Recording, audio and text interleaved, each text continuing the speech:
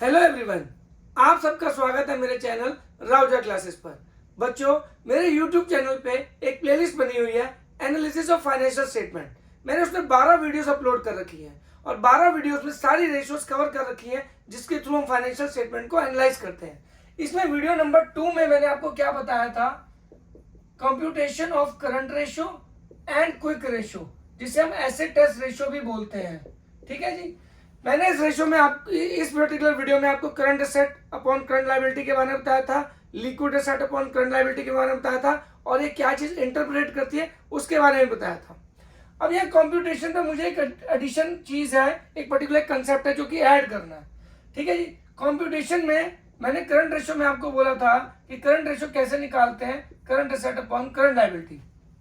अब यहाँ पे करंट एसेट मैंने आपको कैसे निकालने सिखाए थे, C plus I plus T plus C plus S plus O, एक निमोनिक बना के बताया था। CIT commissioner of income tax, CSO central statistical organisation. आप अपना निमोनिक खुद भी बना सकते हैं, मैंने अब याद करने के लिए करंट एसेट का ये फॉर्मूला बताया था। अब इसमें क्या होता है बच्चों, इसका मतलब क्या होता है, करंट इन्वेस्टमेंट्स। ठीक है जी। यहाँ C स्टैंड फॉर मतलब क्या होता है, करंट इन्वेस्टमेंट्स। यहाँ पे आई मतलब इन्वेंट्रीज हो गया, यहाँ टी मीन्स ट्रेड रिसीवेबल हो गया, C stand for cash and cash equivalent हो गया, S stand for short term loans and advances हो गया। आई रिपीट, ये short term loans and advances है। And O stand for other current asset हो गया। आप इस वीडियो को समझने के लिए video number 2, I repeat video number 2, उस पर्टिकुलर प्लेलिस्ट में जाके वीडियो नंबर 2 जिसमें करंट रेशियो, क्विक रेशियो यानी कि लिक्विडिटी रेशियो की पूरी वीडियो है, उसको जरूर देख लीजिएगा इस वीडियो की बेटर अंडरस्टैंडिंग के लिए। तो यहाँ पे मैंने बताया था कि ऐसे करंट एसेट निकालते हैं। ठीक है जी। और करंट लायबिलिटी कैसे निकालते हैं, इसका निमोनिक बताया था S plus T plus O plus S. ये हो गया शॉर्ट टर्म बोरोइंग्स। ठीक है जी। ये हो गया आपका ट्रेड पेबल्स, ये हो गया अदर करंट लायबिलिटी और ये हो गया शॉर्ट टर्म प्रोविजन। इन सबको ऐड कर दोगे तो करंट लायबिलिटी आ जाएगी और current asset upon current liability दोनों को डिवाइड कर दोगे तो प्योर फॉर्म में 2:1, 3:1, 4:1, ये हमारी क्या निकल जाएंगी, करंट रेशियो। अगेन इसको अगर बेटर अंडरस्टैंडिंग में समझना है तो आप वीडियो नंबर 2 उस सीरीज में जाके देख लीजिएगा। आज मैं सिर्फ इसमें क्या कर रहा हूं, वीडियो नंबर 2 का अपडेट दे रहा हूं, एक नई चीज ऐड करके दे रहा हूं, एक एडिशन है, एक अमेंडमेंट होगी बेसिकली। अब इसमें अब क्या करेंगे कि current asset upon current liability, ये तो दोनों निकालने के तरीके हो गए, बेसिक तरीके। पर कई बार आप क्वेश्चन देखोगे उसमें हमें टोटल एसेट गिवन होता है, नॉन करंट एसेट गिवन होता है, नॉन करंट इन्वेस्टमेंट गिवन होता है, शेयर होल्डर फंड गिवन होता है, नॉन करंट लायबिलिटी गिवन होती है और हमें करंट रेशियो निकालने को बोला होता है।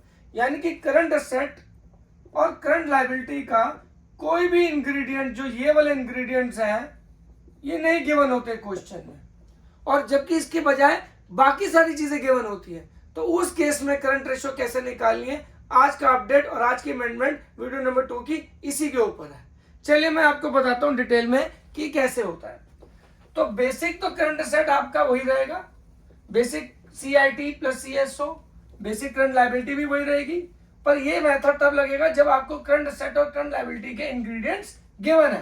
बट अगर पेपर में करंट एसेट और करंट लायबिलिटी के इंग्रेडिएंट्स गिवन ही ना हो, यानी कि current asset is equal to में C plus I plus T plus C plus S plus O, अगर ये कोई भी चीज गिवन ही ना हो, और करंट लायबिलिटी के लिए S plus T plus O plus S, इसमें से कोई भी इंग्रेडिएंट गिवन ना हो, तो हम उस क्वेश्चन को कैसे सॉल्व करेंगे। अब इसके लिए क्या करिए, एक बैलेंस शीट बना लीजिए। ऑल्दो बच्चों हमारी company balance sheet schedule 3 part 1 जो आपका कंपनीज एक्ट ऑफ 2013 है, उसमें एक स्टेटमेंट की फॉर्म में गिवन है। मैं for simplicity normal balance sheet की तरह बना रहा हूं, जैसे हम पार्टनरशिप और सोल प्रोप्राइटर में बनाते हैं, ताकि आपको इजी समझ आ जाए, ये फॉर्मूला डिराइव करना आ जाए रादर देन आपको याद करना पड़े। तो इस केस में क्या होगा, मान लो हम एक बेसिक सी सिंपल सी बैलेंस शीट दिमाग में रखते हैं। अब बैलेंस शीट में हमारा ये साइड कौन सी होती है, असेट साइड होती है बच्चों, और ये साइड कौन सी होती है, ये लायबिलिटी साइड होती है। अब यहाँ पे क्या होगा, असेट कैसे गिवन होते हैं, सबसे पहले non current assets. Non current assets में क्या क्या गिवन हो सकता है पेपर में, PPE property plant and equipment, या आपको गिवन हो सकता है इनटेंजिबल असेट। और अगर ये दोनों नहीं गिवन होंगे तो सीधा ये गिवन होगा। उसके अंदर नॉन करंट इन्वेस्टमेंट्स गिवन हो सकती हैं आपको, ठीक है जी, नॉन करंट इन्वेस्टमेंट्स। और फिर आपके क्या होते हैं करंट असेट्स, जिसे हम CITCSO बोलते हैं, ठीक है जी। और इन सबको ऐड कर दें तो हमारा क्या आता है टोटल असेट्स। अब पेपर में क्या होगा बच्चों, ध्यान रखना, यहाँ पे हमें क्या क्या गिवन हो सकता है, ये गिवन होगा non current assets, non current investments given होगा, ये कोई भी इंग्रेडिएंट गिवन ही नहीं होगा, और अपने को टोटल असेट भी गिवन हो सकता है। तो टोटल असेट अगर ये गिवन है, इधर से ये दोनों ऐड करके ये आ जाएगा, और अगर ये दोनों नहीं गिवन, सीधा ये गिवन है, तो ये वाला 1 उठा लो, ये 2 उठा लो, ये 3 उठा लो, तो ये टोटल 4 के इक्वल होना चाहिए। पर अब ये मिसिंग है, तो हम क्या करेंगे, ये 4 में से 1 और 2 माइनस कर दूं, क्योंकि 1 + 2 + 3 = 4 है। अब ये दोनों गिवन है, ये गिवन है, तो 3 क्या हो जाएगा, इसमें से 4 में से 1 और 2 को माइनस कर दूं तो 3 निकल जाएगा, यानी ये बैलेंसिंग फिगर निकल जाएगी। मान लो जैसे ये 1 लाख है, ये 50,000 है, ठीक है जी, ये 1 लाख है, ये 50,000 है, और ये मान लो आपके कितने गिवन है, आपके 2,10,000 गिवन है टोटल, यानी सेट साइड का टोटल गिवन है 2,10,000, और 1,50,000 आपके क्या गिवन है नॉन करंट असेट, 1 लाख का गिवन है, नॉन करंट इन्वेस्टमेंट 50,000 की गिवन है, तो बैलेंसिंग फिगर ये कितनी आ जाएगी बच्चों 60,000।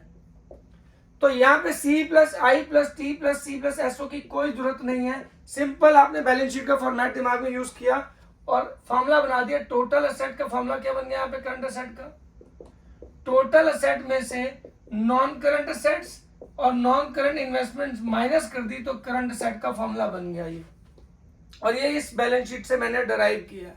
और आपको पता है सारे फॉर्मूले कहीं ना कहीं डराइव किए हैं, वो मैंने अपने रेशियोज में बता ही रखा है, किससे, या तो ट्रेडिंग अकाउंट से, या P&L अकाउंट से, या बैलेंस शीट से।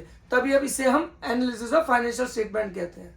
यानी सिंपल लॉजिक रखना कि टोटल असेट से बिना करंट असेट के इंग्रेडिएंट दिए अगर आपको करंट असेट निकालना है तो टोटल असेट में से non current asset, non current investment less कर दूंगा तो करंट असेट आ जाएगा, क्योंकि this non current asset plus non current investments plus current asset equal to total asset होता है।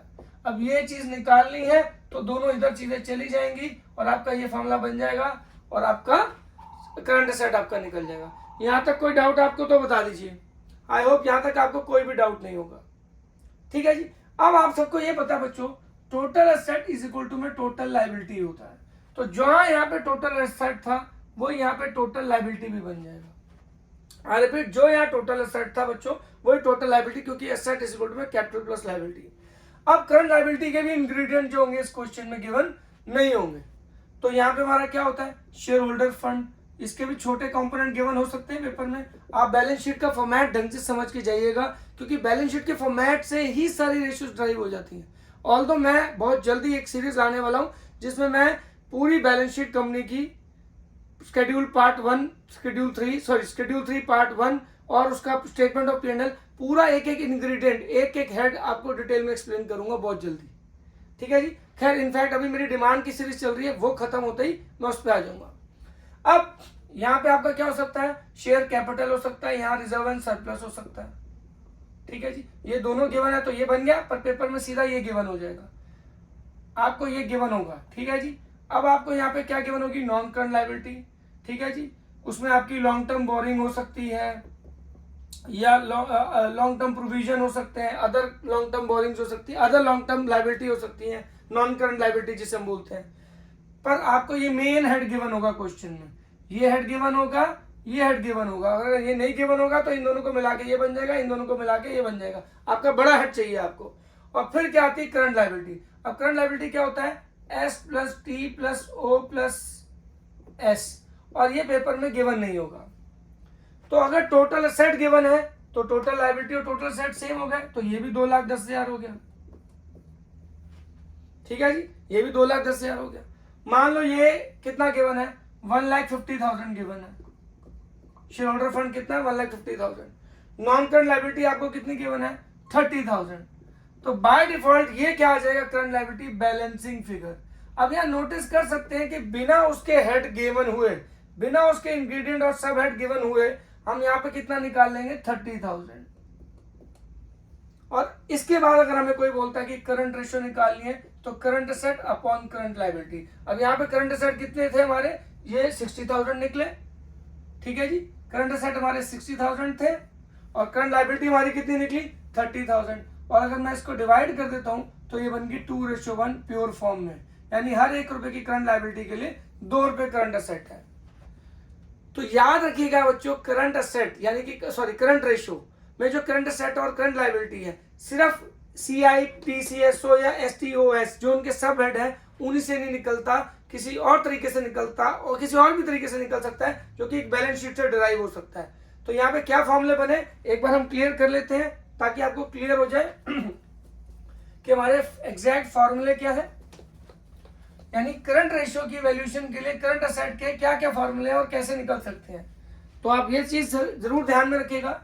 पहला करंट असेट का फॉर्मूला क्या हो सकता है, C plus I plus T plus C plus S plus O। दूसरा करंट असेट का फॉर्मूला क्या हो सकता है, total asset minus non current assets minus non current investments, ठीक है जी। और फिर एक हम ये बात याद रखते हैं कि टोटल असेट और टोटल लायबिलिटी हमेशा इक्वल होंगी। अगर पेपर में ये गिवन है और साथ में ये दोनों गिवन है तो बाय डिफॉल्ट टोटल लायबिलिटी किसके इक्वल हो जाएगा, टोटल असेट के लिए। अगर ये नहीं भी गिवन होगा तो टोटल लायबिलिटी गिवन होगा। तो आपको कॉमन सेंस यूज करनी है कि टोटल असेट और टोटल लायबिलिटी में से एक भी गिवन हो तो उसकी दूसरी साइड हम टोटल में लिख सकते हैं, क्योंकि total asset will always be equal to total liability. अब करंट लायबिलिटी का फॉर्मूला क्या हो गया, S plus T plus O plus S।